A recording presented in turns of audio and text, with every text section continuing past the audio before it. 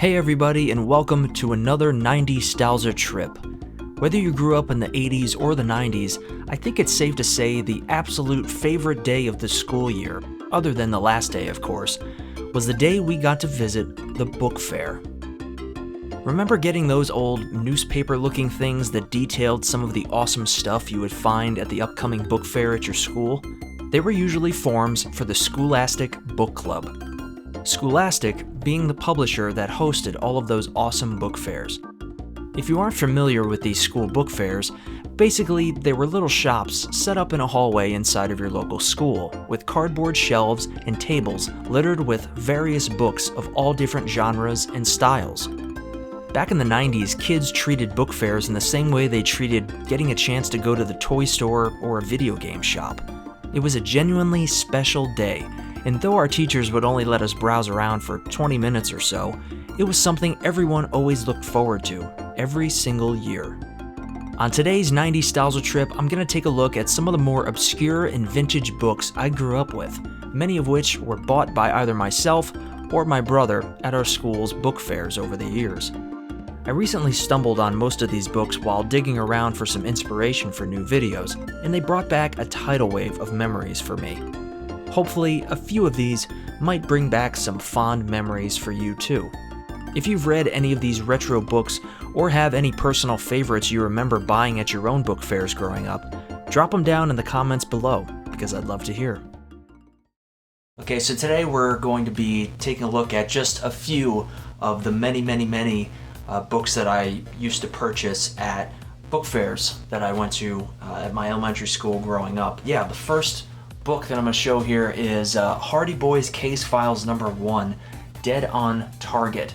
Now, this particular book, I can't remember for sure if I got this at a book fair or if this was a book that I got from a classroom, because it's in pretty rough condition, so it leads me to believe that it's more than likely probably a book that I got as kind of a gift, I guess you could call it, from a teacher. It was one of the things that was commonplace. At the end of the year, the teacher, if the class was good enough, he or she would let us go to the back of the room to the bookshelf that the teacher always had and pick out one or two books that we could keep forever, which is a pretty awesome thing.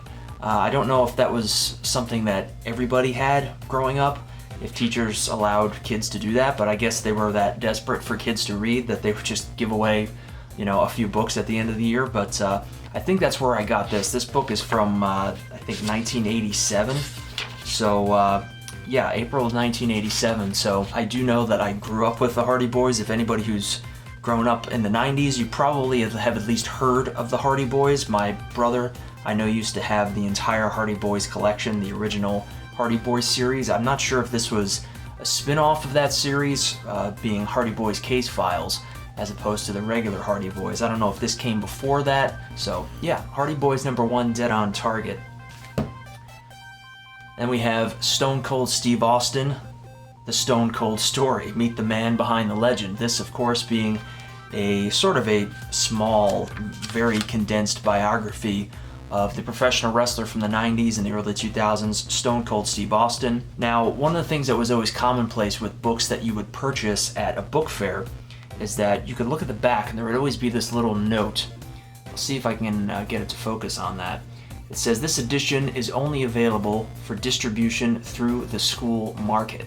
Now, that is something that you can look at the back of pretty much any book, I think, to see if it's actually a book that was purchased at a school book fair. Yeah, if you're ever on the lookout for whatever reason for some special book fair exclusive copies of books, I guess be on the lookout for that little note on the back.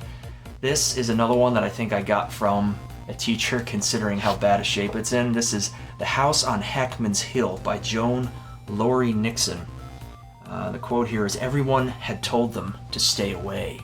Now, this book is another one that I don't really remember that much. I do know that I read this because I have like a vague memory of reading it, and I think it has something to do with like two kids who are kind of trapped at like a haunted house or something like that. When I was trying to do some research on book fairs, one thing I found that was kind of weird was that nobody seems to really know when book fairs actually started, which is really bizarre. Like, they can be traced back to like as early as like the 1920s, But before that, nobody really knows when the first book fair was at a school or why exactly it was started. But now this is another one, The Adventures of the Bailey School Kids. Aliens Don't Carve Jack-o'-lanterns. Now this was a pretty popular book series when I was growing up. And this is definitely one that you would see a ton of Bailey School Kids books at book fairs when I was growing up. This one was purchased by my mom, actually. It was kind of a tradition when I was growing up that on back to school night, when the parents would go and visit your teachers in your classrooms and things like that and introduce themselves to your teachers, parents would get the opportunity to walk through the book fair that was usually still set up in the school, and they would get to purchase some books if they wanted to. And my mom would usually try to find some books that she thought would interest me, and she would pick them up for me. Usually they were some type of, Halloween or spooky type of book, as is the case with this one. So yeah, there's a few in here that are like that were not purchased by me, but were purchased by my mom. This is another one here, Monster by Mistake. This is a very, very kiddish book, as you can see. Yeah, I don't remember if I read this one or not, but I do remember getting it when I was little. That's one of the things at book fairs, you can find a lot of kids' books. You can find a ton of just kind of random fly-by-night kids' books that you've probably never heard of. But in this one, which is kind of interesting, this actually says, I don't know if you can see that, but this actually says on the bottom, as seen on YTV.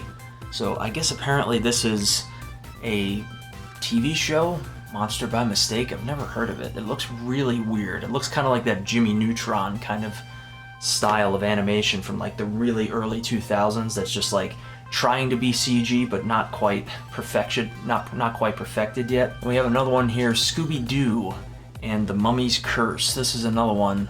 This is another series that you could find a ton of at book fairs.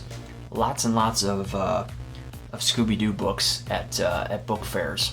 I actually still have a bookmark in there, which is pretty cool. That's one of the things that's cool about digging up old books like this that you have stored away, is that you never know what you're going to find inside. Like sometimes I'll find really old kind of relics from the past that I totally forgot about. This is another one here, Scooby-Doo and the Haunted Castle. Again, the Scooby-Doo books were pretty popular at book fairs. You could find a ton of them, and I usually bought quite a few of them. This is another one, Scooby-Doo and the Cyber Chase, which this is actually a book based on the movie, the animated movie, that I don't know if I ever actually saw, but yeah. Scooby-Doo and the Cyber Chase. Then we have The Dark Portal by Robin Jarvis, book 1 of the Deptford Mice trilogy. Now, this is a book that I literally just bought because I saw it and I couldn't find anything else to buy. Even when I was a little kid, like, I had this habit of I can't go shopping for anything and come out empty-handed. Like, I have to find something to spend my money on, even if I have no clue what exactly it is. How to Disappear Completely and Never Be Found. This is by Sarah Nickerson. This book I did read, and this one is actually really interesting. It's pretty good. I don't really remember much about it. It's from 2002. And again, this has another one of those notes that this edition is only available for distribution through the school market. Yeah, and I don't remember too much about this. I think it's literally, as it's described, it's like a kid that literally tries to make themselves disappear or something, makes like a deal with a witch or something to make themselves disappear. I have no idea. Kind of R.L. Stine-esque teenage horror novel. And we have another one I know nothing about, and that is The Christmas Rat by AVI, I guess. This is another one. There's no description on the back, but it does have that notice of this being a book fair edition. Again, I know absolutely nothing about this. Literally bought it because I looked at the cover and figured it probably is a horror book of some kind. And I bought it and never read it. Betty Wren Wright, The Dollhouse Murders. I think this is some sort of like kids horror story or something about like dolls coming to life. I'm not 100% sure. It says, it was just an old dollhouse, hidden away in the attic, collecting dust. Amy didn't know that the dollhouse had a secret. A deadly secret that hadn't been talked about in years. And now the dolls have decided that Amy should be the one to know the truth. The truth about the night of the murder. It's got an awesome cover to it. Very Halloween-y. So yeah, that's all I got to say about that. And then we have Beverly Cleary, Mitch and Amy. Again, I know absolutely nothing about this.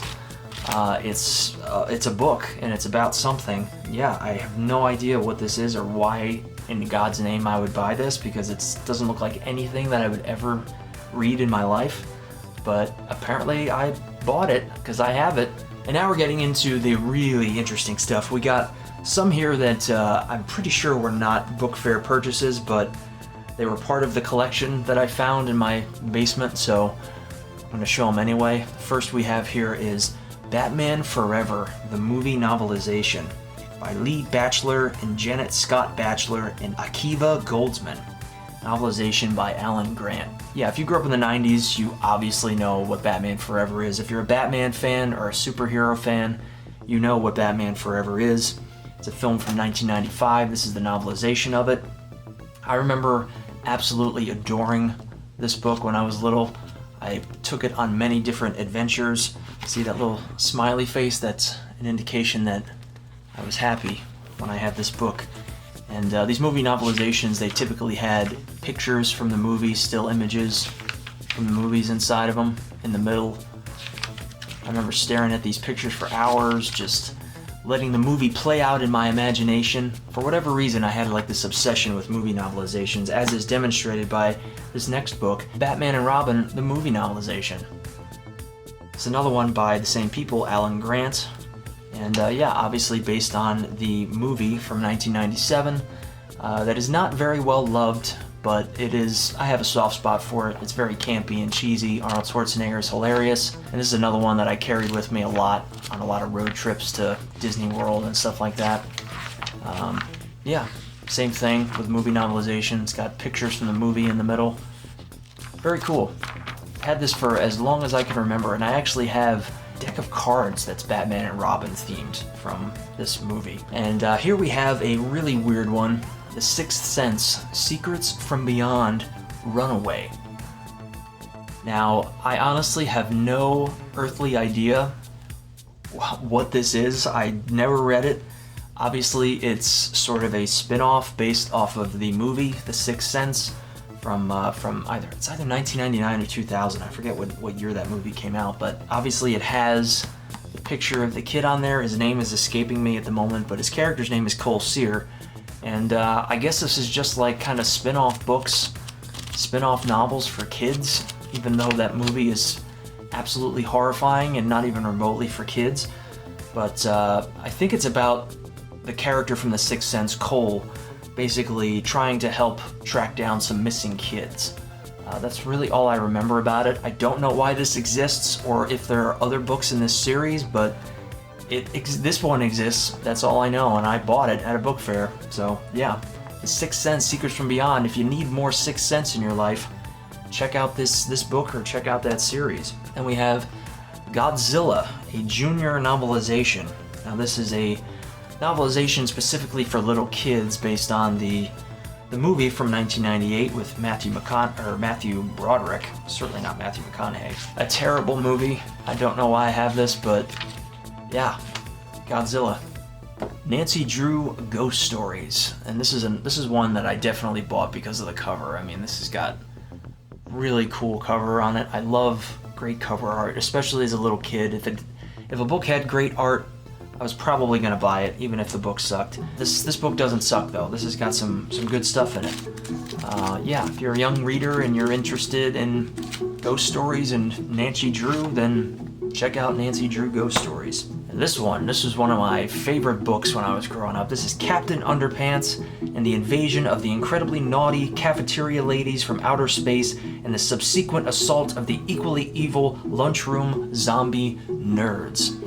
Yes, that is a mouthful, and yeah, I freaking loved Captain Underpants when I was growing up. I really don't know what the obsession was with this series. Everybody loved it. They even made a movie out of it that I think totally bombed. It's got everything that a little kid could want out of a kid's book. Just really fun. Yeah, if you're a young reader and you like kind of slapstick, stupid humor books, then check out Captain Underpants. Nobody really talks about it anymore, but you should talk about it because it's a pretty damn good series. Now we're gonna jump through some quick ones here because we got quite a lot in this pile that I found. We got R.L. Stine's Ghosts of Fear Street, The Attack of the Aqua Apes. This is one that I got from a teacher in a classroom. And we've got some books that I've already covered: Graveyard School, The Abominable Snow Monster, and Graveyard School, Let's Scare the Teacher to Death. If you haven't seen my video on Goosebumps ripoffs and knockoffs, check out that video. I'll leave a link somewhere on here for that. You should definitely check that out because this series, Graveyard School, is a part of that list, so definitely check that out. And there will be more Goosebumps ripoffs coming in the very near future, by the way. Now we have another novelization of a movie, the Wild Thornberrys movie. This one I'm pretty sure I got at a book fair. I don't really remember, but yeah.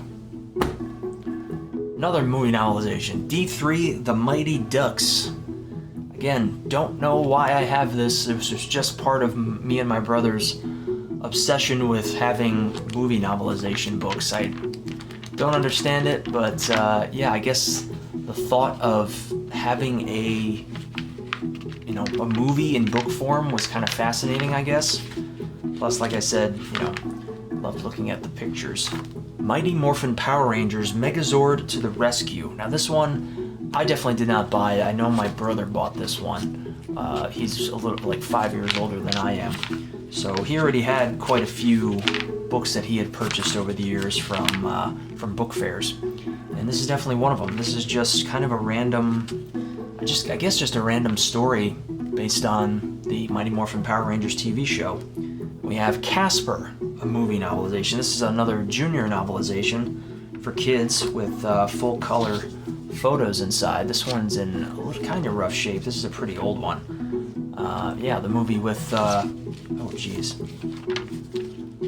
very rough shape. And this one is from 1995.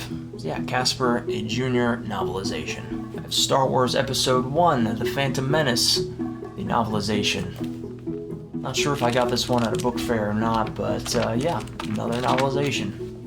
R.L. Stine, Zombie Town, kind of a very short, just standalone zombie book by R.L. Stine. I read this one quite a few times. It's pretty fun with a very dark and twisted ending. We have Mercer Mayer's Elsie and the Critter Kids, The Haunted House mini novel. I know absolutely nothing about this. I only remember the cover. The cover definitely has jogged my memory. I guess this was part of like a weird book series or something. I don't really remember it. But if you know anything about this book series, definitely drop it down in the comments. I don't really remember much about it at all. Yeah, it looks like a fun book. It looks like a book that I would have loved growing up. Looks like it's very Halloween-y, which is right up my alley. And we have Scream Shop, Revenge of the Gargoyle. This actually seems to be some sort of a Goosebumps knockoff that I'll probably have to set aside for a future Goosebumps knockoff sequel video that will be coming at some point in the near future. Then we have one of my favorite series when I was very, very little, Biscuit. Biscuit Finds a Friend. I always loved these Biscuit books, and all the Biscuit books I have were bought by my brother. It was kind of a tradition. Every year he would pick up some Biscuit books for me if he would find them at book fairs every year. And I was always very grateful for it because I absolutely loved these books about this little rambunctious little puppy. And we have the OG, the original Biscuit book. Again, I always loved these Biscuit books. They were so adorable and so fun. And yeah, just absolutely loved them. If you love puppies and you love dogs and you're a little kid, check it out. And now we have Washington Irving's The Headless Horseman. This is an adaptation, obviously, of The Legend of Sleepy Hollow. Very fun. This is like a kid's version. I think this is another one that my mom bought for me at a back-to-school night. I love the artwork in this, though. The artwork in this one is just awesome. I remember how happy I was when my mom brought this one home, because it just looks awesome. I mean, the artwork in this is just so freaking cool. So fun, so cool. I love it. Love The Legend of Sleepy Hollow. Perfect for reading around the Halloween time, which we're very close to now. And now we have one of my favorites, The Librarian from the Black Lagoon. Now this was a very, very popular series when I was little. This was the series that like people would fight over, literally fight over. This was part of a series of From the Black Lagoon books. We had the teacher from the Black Lagoon, the principal from the Black Lagoon, the gym teacher from the Black Lagoon, and the school nurse from the Black Lagoon. Every year, for whatever reason, kids would like fight in line to see who could get to the book fair first, to see if they could track down any one of these books that they could find. And luckily, only one year I was able to find one of them. And this was the book that I got.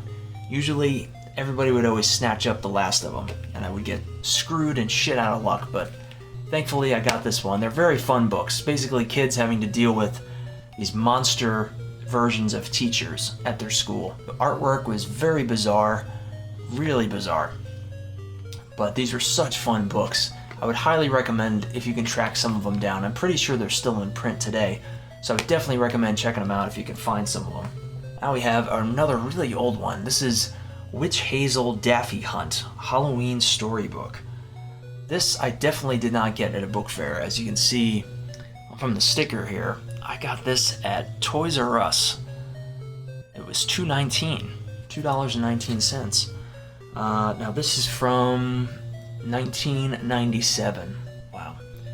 Man, and I remember this book so fondly. This was a book that I really loved this book growing up. I remember just staring at it for hours and hours. It was so much fun. So much fun, and of course it has, that Halloween theming, which I'm obsessed with. Any kind of books that were Halloween themed, I would just absolutely love. And I would just stare at for hours, and I would definitely buy them from book fairs if I could. Again, like I said, I didn't get this one at a book fair, but it's just one that I always very fondly remembered growing up. Witch Hazel Daffy Hunt. And we have another weird one. Oh God. All the books just fell. There we go. We have Cartoon Network, Scooby-Doo and the Mystery Mall. This is a 3D book with free 3D glasses. I absolutely adored this book growing up. I definitely don't have the 3D glasses for it anymore, but I absolutely loved this book so much. Oh, actually I do have the 3D glasses, and I'm pretty positive that you're not going to be able to see squat out of these, but I don't think you're going to be able to see any 3D-ness out of this. It wasn't very 3D when I was little either, so it's basically at like a monsters at a shopping mall that Scooby-Doo and the gang are trying to face off against them. Scooby-Doo at the Mystery Mall. Absolutely love this book growing up. And we have another one that I really am glad that I have. This is Indiana Jones and the Temple of Doom. This is a storybook based on the movie. This is a hardcover that I got from a teacher, and it was definitely from my school library too, because you can see that it has the lettering on there, on the spine. It's in pretty decent shape, I would say. Basically just a storybook of Indiana Jones and the Temple of Doom, with all the characters here. Basically just goes through the whole movie. Just a storybook version of the movie. And it's really cool. I'm really glad that I have this. I'm a giant Indiana Jones fan, so very sweet to be able to have this. I've had it for a very long time. I've had it since 5th grade, so yeah. Indiana Jones and the Temple of Doom. The hardcover storybook based on the movie. And finally, we've reached the end. We have this big monstrosity that is Unexplained. An encyclopedia of curious phenomena, strange superstitions, and ancient mysteries. This is another one that I literally just bought because it looked cool, and it's all about weird shit, and I love weird shit. Yeah, I think this basically just has like different sections on it. Yeah, hauntings, the power of the mind, superstitions and symbols, natural phenomena, haunted houses, haunted castles, battlefield ghosts, ghosts on the road, ghosts at sea. Basically just got all kinds of I guess just stories and stuff. Stories about infamous places and allegedly haunted places around the world. I definitely remember staring at this one for hours. It very much reminds me of the Weird New Jersey books, the Weird New Jersey magazines and things like that, which I'm also a giant fan of. Books like these are just so much fun, and there's great artwork in this too. That one is one of the last books that I ever bought at a book fair, actually. Very glad that I got it. So yeah, that's gonna do it for the big giant ass pile of books that I have. If you've made it this far along in the video, I really appreciate you. Thank you so much for watching this. If you have any fond memories or stories or great books that you picked up growing up at your local book fairs, I'd love to hear about your stories down in the comments. Comments are genuinely the best way to show some support for this channel.